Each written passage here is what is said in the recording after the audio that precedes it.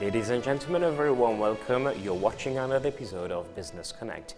Today we have a look at the various investment trends in Mauritius, especially from local people investing in the local market, but also foreigners investing in the local market. We have a look at the various trends and we meet with the various stakeholders.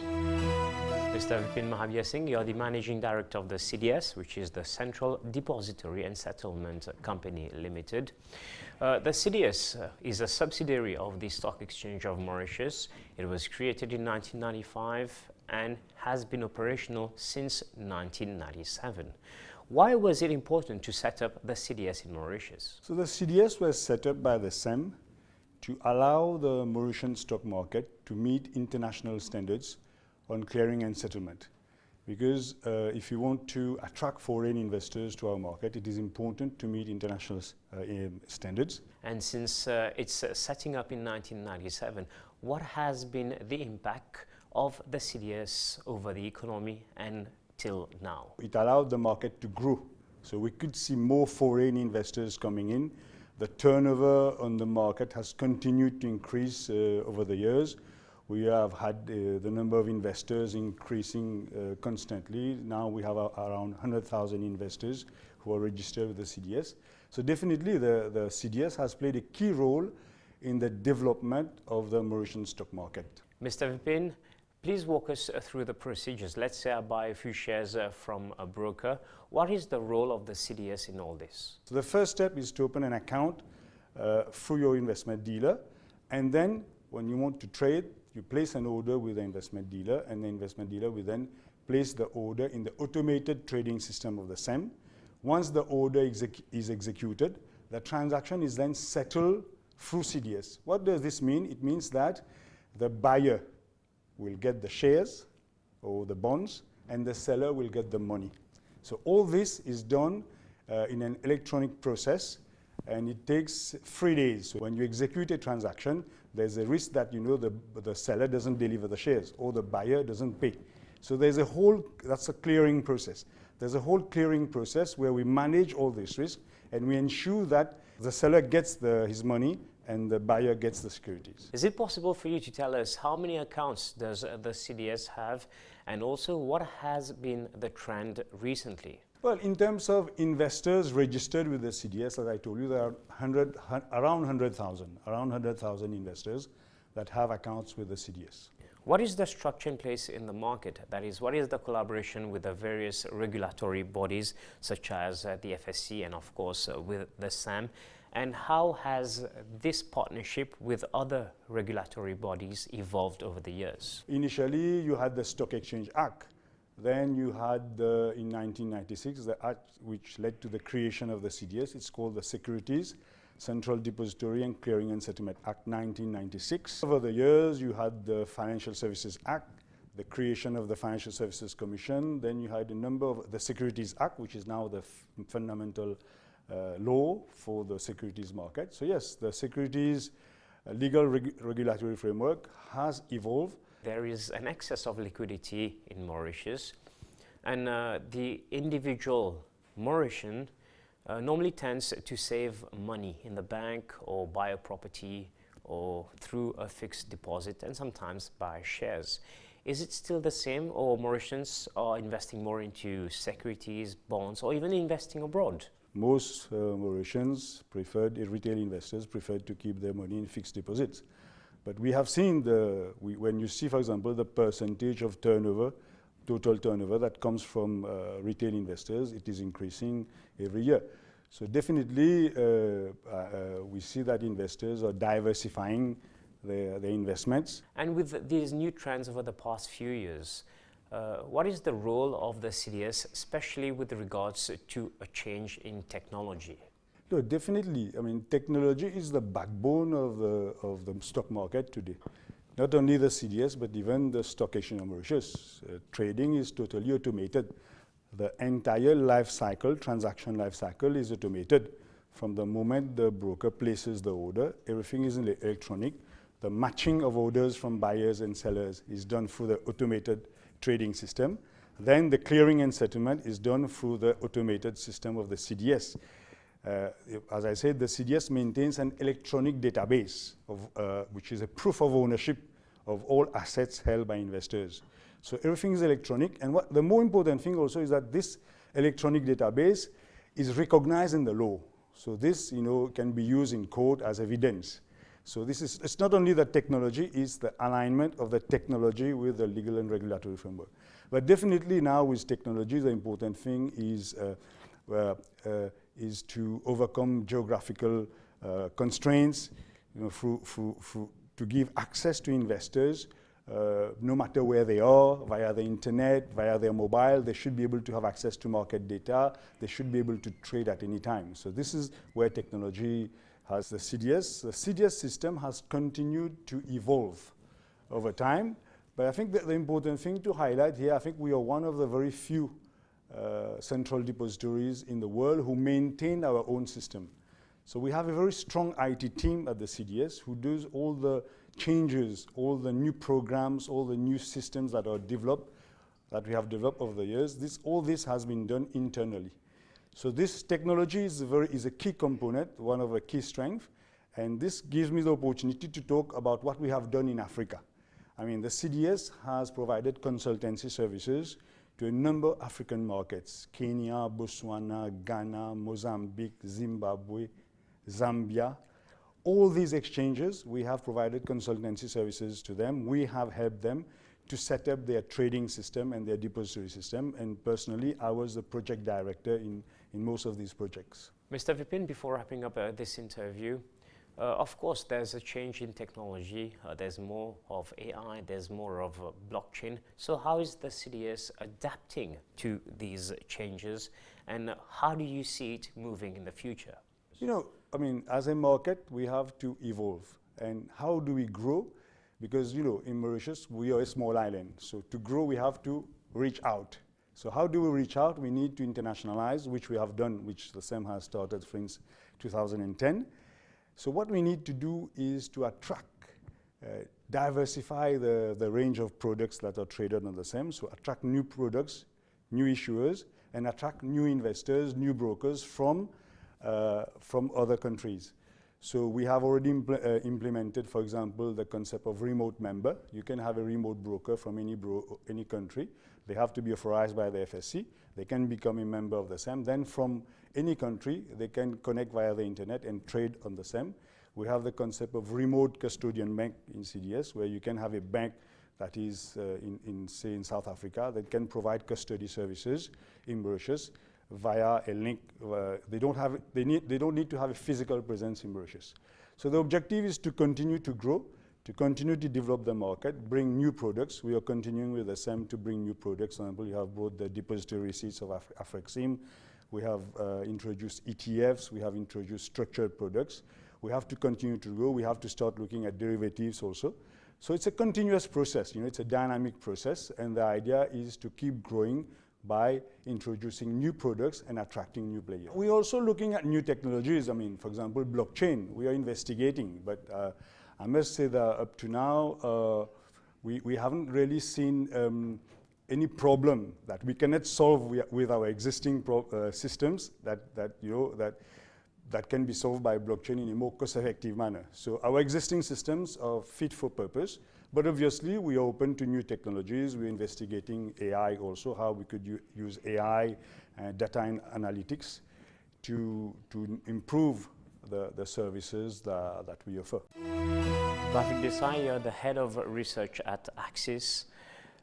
Tell us, what is the current situation in the market now in terms of Mauritians investing in the country? This has not been a perfect year for the market. Things have been a bit down. We've had a few headwinds on a few things.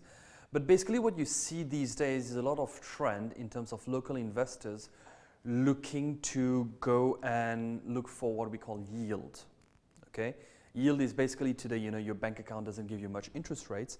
So people are looking to alternative investments that would give them higher yields. So this is something that has been, in high demand. You have people who are looking to new things.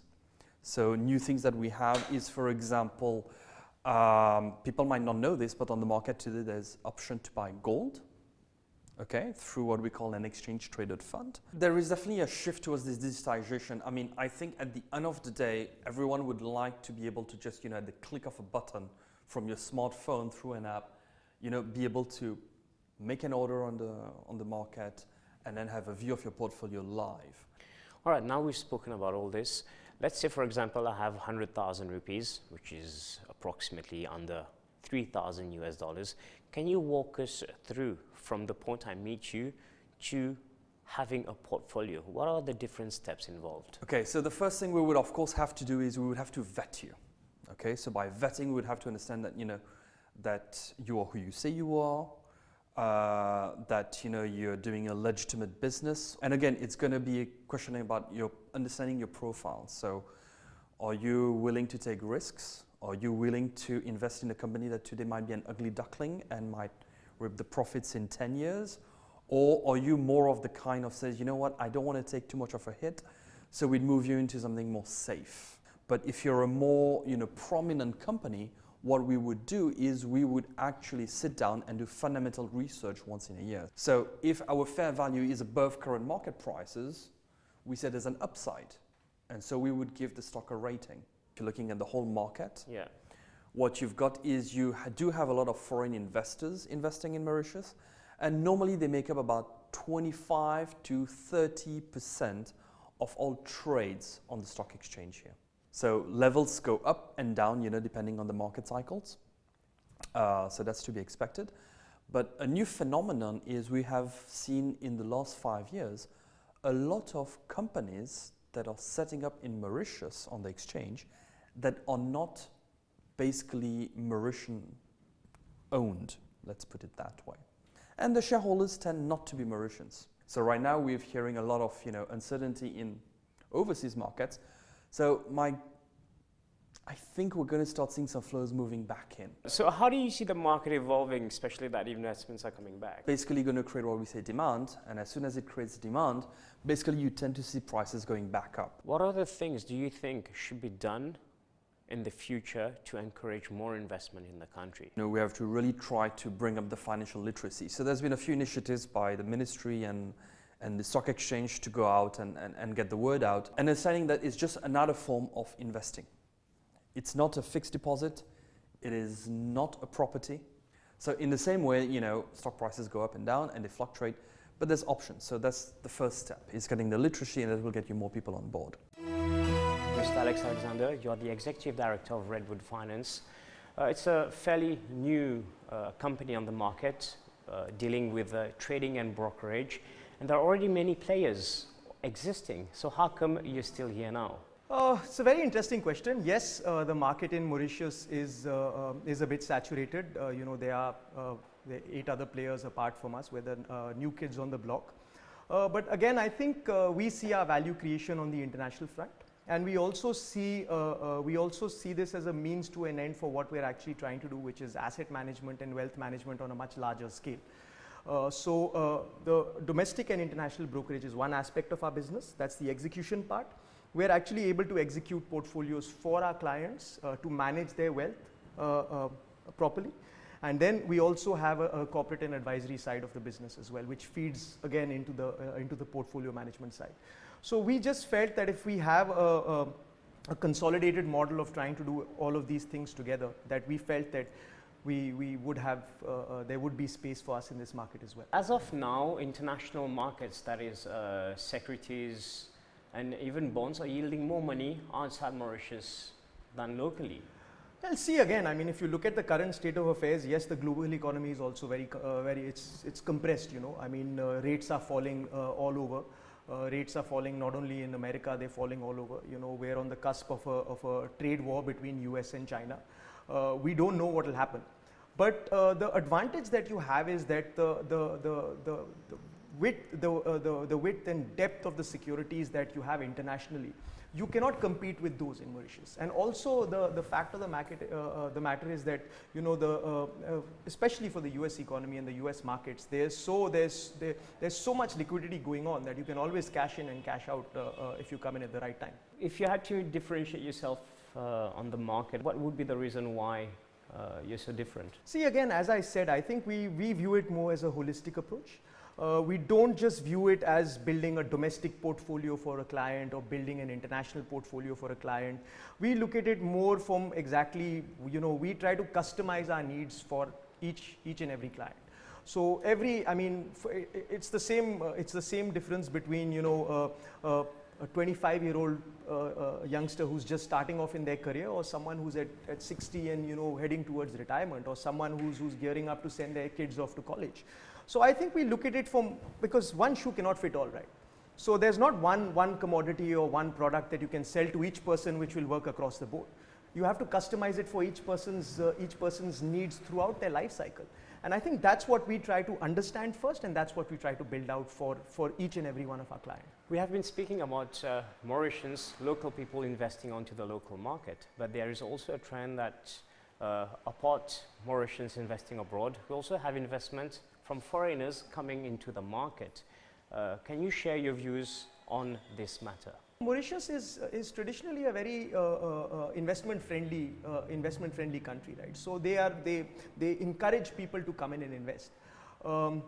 So yeah, we don't not only have clients domestically, but we also have clients internationally who are actually investing through our vehicle into international markets, and we have clients as well who come in who invest into local companies through us as well. Alex, according to you, how do you see the market in the future? Well, to be honest, the Mauritius stock market is a bit illiquid. You know, it's a lot of the stocks and shares are held by the large conglomerates and there's a very small portion that's actually floating in the hands of the public. And this is why to me personally, I feel that the markets are actually driven more by sentiment rather than the fundamentals of the company itself. I think there are some great companies, but there are also a lot of companies which were overvalued, just again driven by market sentiment, not by anything else. And now the trend is beginning to change. If I were to give you an example, you know, a bank like MCB, for that matter, conglomerates such as CL, such as Rogers, financial service companies like SIM and MUA. These will always be good for the long term. You know, this is what we believe. This is the trend that we believe. I mean, even a company like Altio, Ascensia, is it's a good company with good fundamentals behind it, and we feel that for the next 5 years we feel that these will have an upward trend.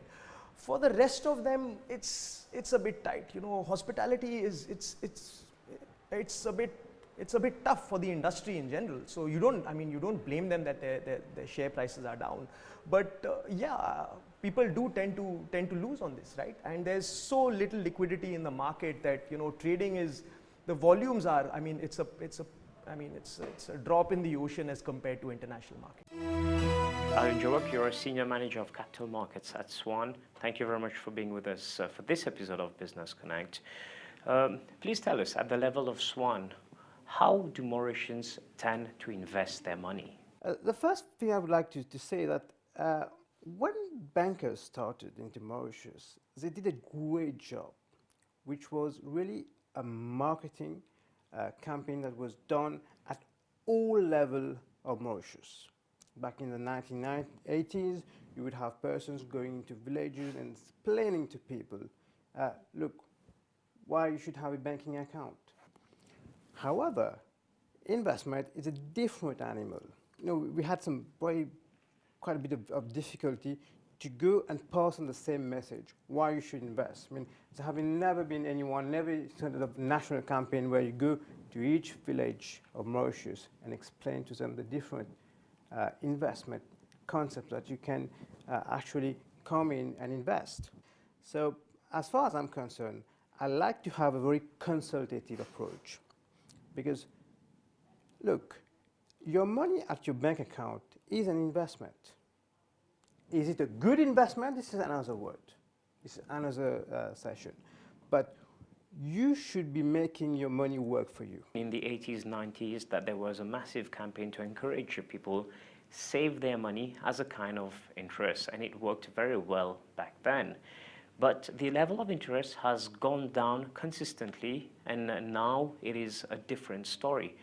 So how is Swan adapting to this? In Mauritius as well, there's lots of alternatives. The National Pension Fund, for instance, is an institutional investor. Right? So one of those things that people might want to do is that they take a look at what is the National Pension Fund investing into. And you will see that they're not investing only in deposits, they're investing into bonds, equities, which is basically the Mauritian bourse, as well as foreign equities. And out of all those asset classes that I mentioned to you, you have to know that there are different risk-reward relationships. And the equities have had one of the best risk-reward relationships. You take a bit of risk, yes, but the reward has been here. And now people have to figure it out. And I come back to what I call the retail investor. The retail investor, you know, they are the one who have been mostly favoring bank deposits and savings account, simply because to live with volatility is very difficult. Very often your savings, you know, when you're going to invest into, let's say, a deposit or a bourse, you are going to invest like 75, 80% of your whole money at one go. Now compare that to an institutional where when they're investing money, they're investing like 1% of their portfolio. So it's a different approach that needs to be catered for the retail investor. And this is what at Swan we have been doing. You know, it's a process, it's a mechanism, it's strategies, it's tactics. One of the things that I do very often with retail investors, suppose they have only rupees, tell them, let's have 20% in USD for the time being. We don't do anything about it. Let us see how it works. You know, for instance, if you have done that the last 3 years, you would have seen that, you know, the USD have gone from 30 rupees to 36, 37 right now. So by doing nothing, you would have made money. So this is for one type of investor. Once they're used to that, we can consider other things. For instance, how about an international bond? Yes, a yield or low. But there's one thing that people need to understand about international bond, is that compared to a deposit, an international bond, when interest rate decreases, its values goes up. What we have done is that we have catered for almost all major aspects of an investment life. So you have some conservative investment. We have some international bonds that we have put into the Swan Income Fund. Right. So as I told you, it has this great attribute of being able to increase in value while giving you a nice yield. You have traditional, in the same conservative space, you also have traditional insurance products. We have one of the most long-running insurance fund, what we call general fund in Mauritius, and has been doing very well. The advantage of a fund is that you're not locked into a rate. If interest rate goes up, you benefit, and you also benefit from the past purchase that we did. So this is one of those areas where, if you're conservative, you can go into that. If you can take a bit, let's say, a more active approach, because you don't want to be investing 100% into conservative, because you've got to be taking something for you to get a bit more. So you can invest in some equity funds, right? We have some global equity fund, has been running at a yield of 10 to 12% per year in Mauritian rupees, which is actually very good. At the same time, there's also the volatility tied to it. But if you have, let's say, 80% into conservative investment and 20% into equity investment, where there's a bit of volatility, yes, but you're getting the return. So that's another aspect. And we have gone a bit further. We have launched a Swan Emerging Markets Fund. Now, this is a more specialist product, but the emerging market space is where the world will be playing its game. If you look at Fortune 500 companies, do you know that in 2030, 300 of those companies will be in emerging countries? That's massive. The 500 top companies of the world, 300 will be in emerging markets. And you need to be in those markets. Again, you don't need to be investing 100% of your wealth, but 10, 15% of your wealth is a good figure to start with. Any recommendations you would make in the financial market in terms of investments? Actually, we are doing it at a Swan level. What we have decided is that we will launch a Swan Family Office. Right? What does Swan Family Office do is that it takes a family perspective into your wealth and see what is the best solution for you. It could be how you transmit your wealth. It could be where you need to be investing, what kind of advice even your children need, what kind of insurance you need, the whole spectrum of your life, because Swan, our brand is Swan for Life. So the family office will fit exactly into that and see and ascertain that you are able to transmit your wealth, because there's one thing that people need to understand.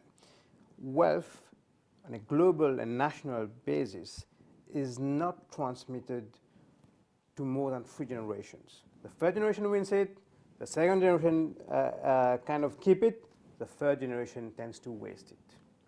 So we're doing a whole bunch of things to help people maintain and transmit. Ladies and gentlemen, thank you very much for being with us. We have now come to the end of this episode of Business Connect. If you wish to watch it again, you can always connect with us through the website, which is the www.mbcradio.tv. Until the very next program, goodbye.